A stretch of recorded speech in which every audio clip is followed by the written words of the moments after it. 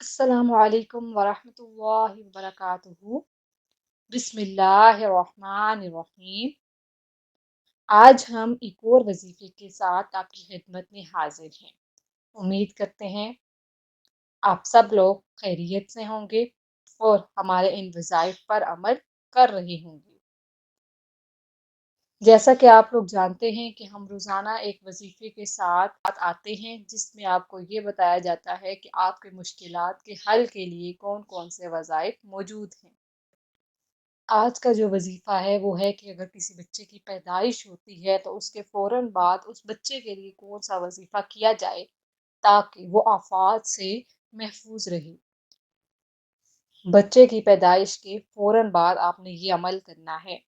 اگر کوئی بچہ پیدا ہو تو اول و آخر درود شریف پڑھے اور اس کے ساتھ 7 مرتبہ آپ نے یہ کلمات پڑھنے ہیں، اور یہ کلمات پڑھ کر اس بچے پر دم کر دیں جس کی ولادت ہوئی ہو، تو انشاء اللہ عز و جل جب تک وہ بالغ نہیں ہوگا وہ تمام آفات سے محفوظ رہے گا۔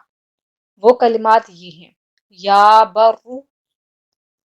برو کو اول و آخر درود شریف کے ساتھ 7 مرتبہ پڑھ کر اس بچے پر دم کرنا ہے۔